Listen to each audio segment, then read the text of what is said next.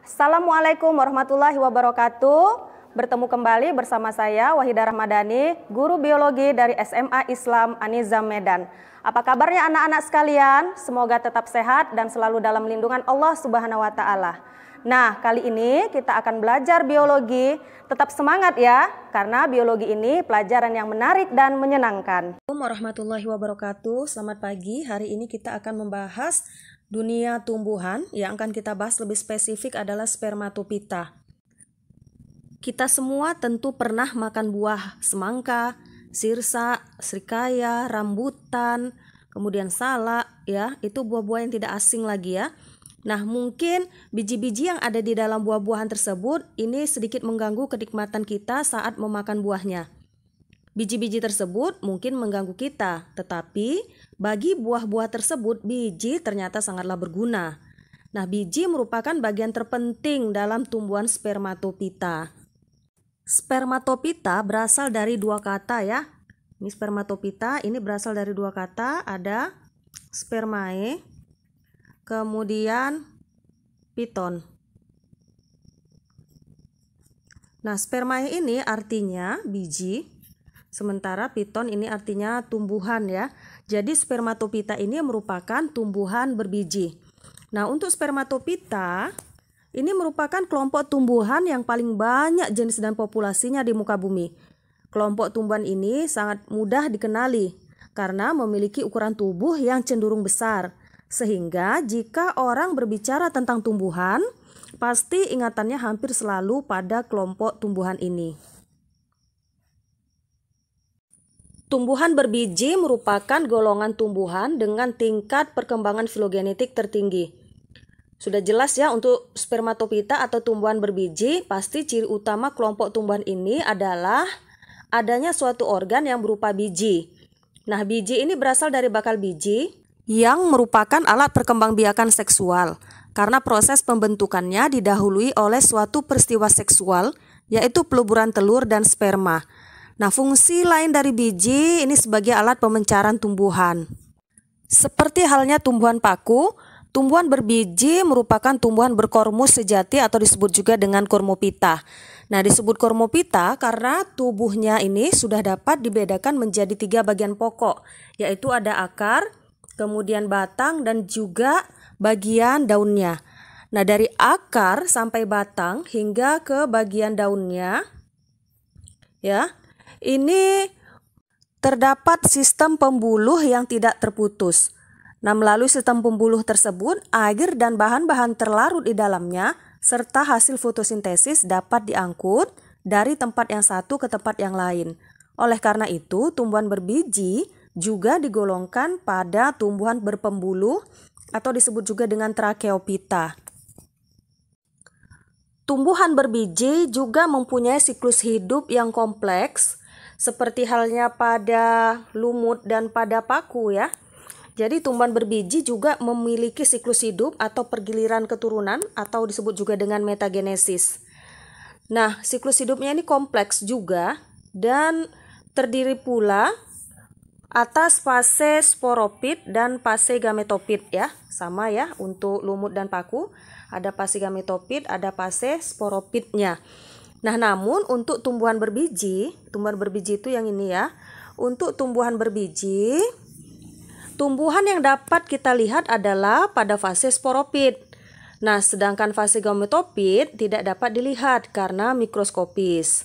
Hanya dapat dilihat dengan menggunakan mikroskop. Kita bahas ke klasifikasi tumbuhan berbiji ya. Nah, berdasarkan letak biji dalam bakal buah, spermatopita atau tumbuhan berbiji ini dapat dibagi menjadi 2 kelompok besar, yaitu tumbuhan berbiji terbuka atau dikenal istilahnya dengan gymnospermae, kemudian ada tumbuhan berbiji tertutup atau istilahnya angiospermae. Nah, untuk tumbuhan berbiji terbuka ini dibagi lagi nanti menjadi beberapa divisi, yaitu ada Cicadinae, Coniferae, Gnetinae, dan Ginkgoinae.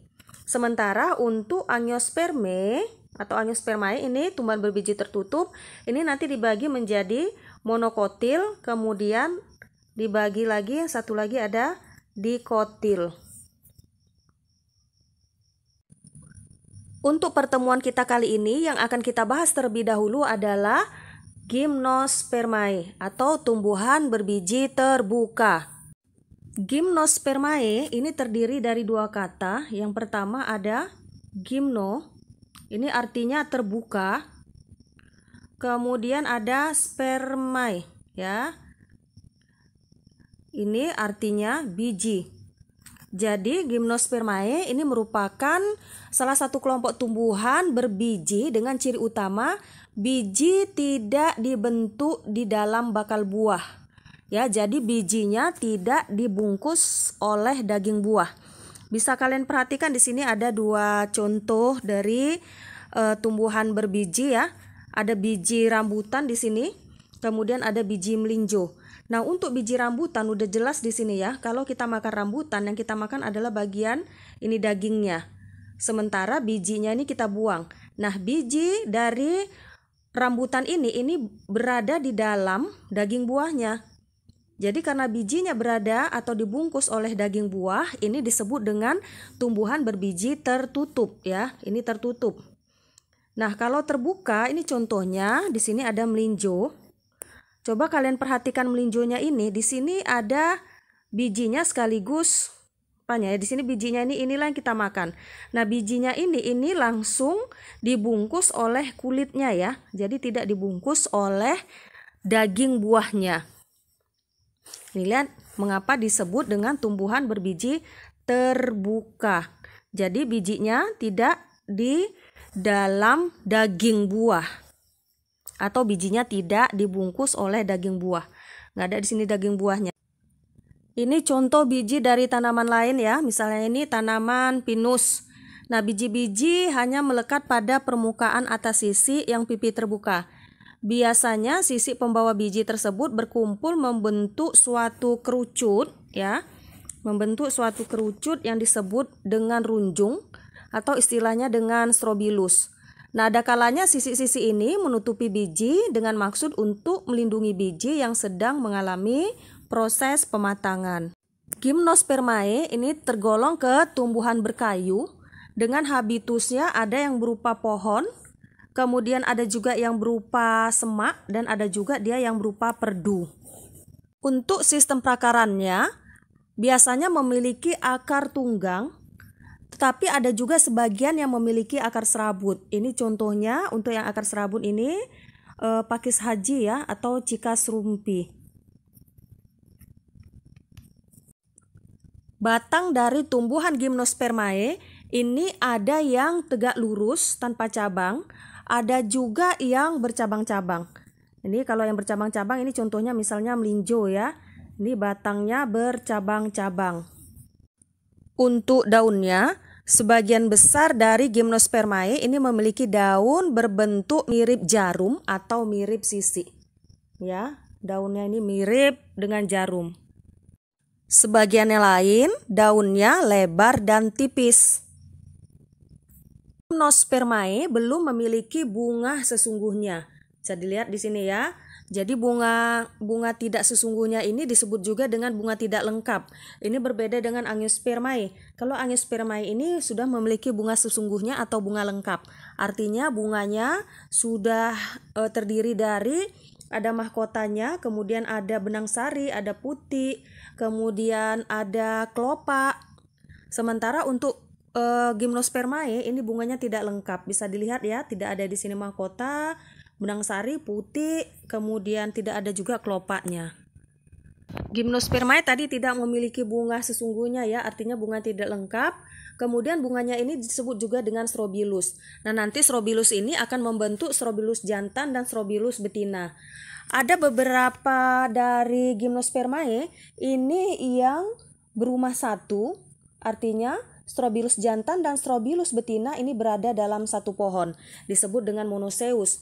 Ada juga yang dioeceus. Nah, kalau dia dioeceus ini artinya berumah dua. Maksudnya di sini adalah strobilus jantan dan strobilus betina ini dihasilkan oleh pohon yang berbeda.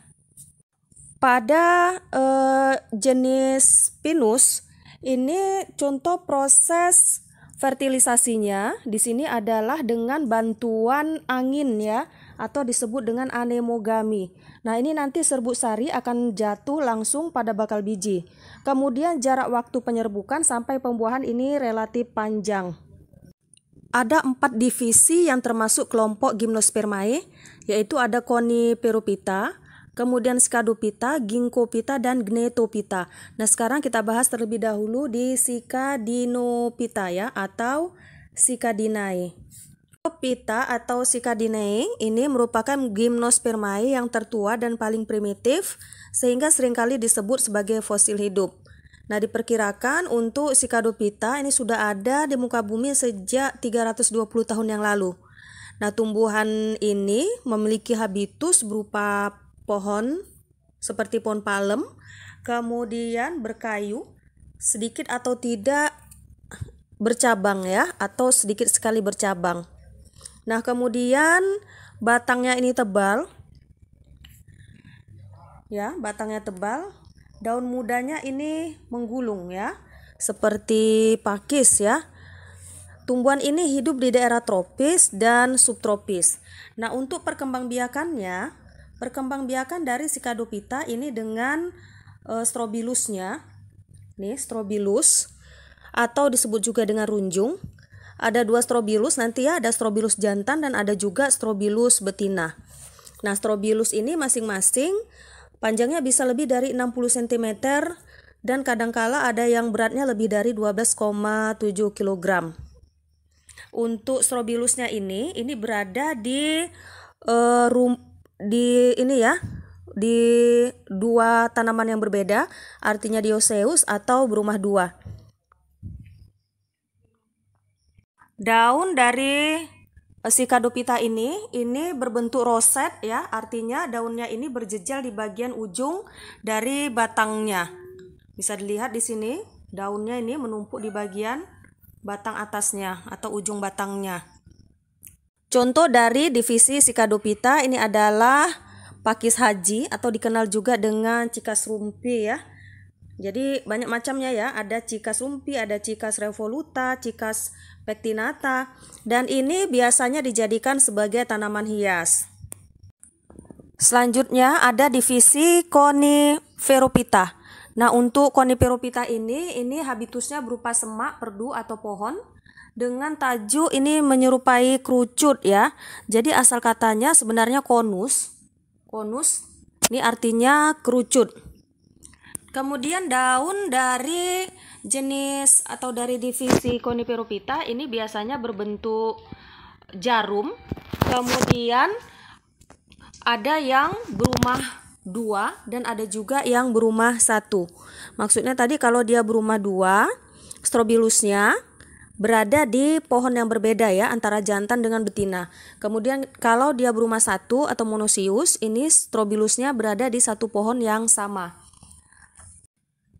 Pada divisi Coniferophyta, yaitu pada kelas Coniferae, ini dibagi menjadi beberapa ordo. Yang pertama ada ordo Pinales, contohnya adalah Pinus. Kemudian yang kedua ordo Araucariales, contohnya di sini adalah damar. Ordo Taxales, contohnya tanamannya Taxus. Kemudian ordo Podocarpales, ini misalnya Podocarpus. Ini contoh dari tanaman Pinus, ini pohon damar. Ini contoh dari Taxus ya, dari ordo Taxales. Kemudian ini contoh dari Podocarpales. Di sini ada Podocarpus. Selanjutnya ada divisi Gnetophyta. Untuk divisi ini merupakan tumbuhan berkayu yang batangnya bercabang, ada juga yang tidak. Daunnya tunggal, lebar, dengan tulang daunnya menyirip. Kemudian bunganya berkelamin tunggal, tersusun majemuk, terdapat dalam ketiak daun pelindung yang besar dan memiliki tenda bunga. Ada yang berumah 1, monoecious, dan ada juga yang berumah 2 atau dioecious.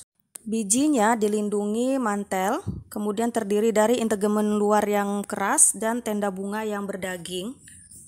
Ini contoh dari divisi Gnetophyta. Yang pertama di sini ada melinjo ya, atau Gnetum gnemon. Ini contoh dari tanaman yang lain, masih dari jenis atau dari divisi Gnetophyta.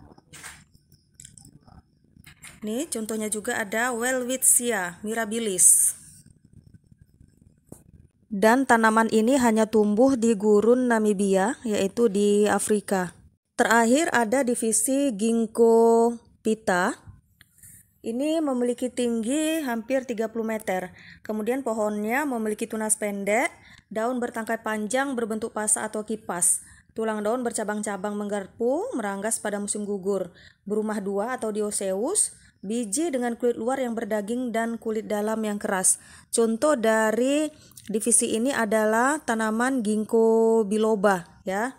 Kemudian bisa dilihat di sini, ini bentuk bijinya. Kemudian ini daunnya ya, seperti kipas.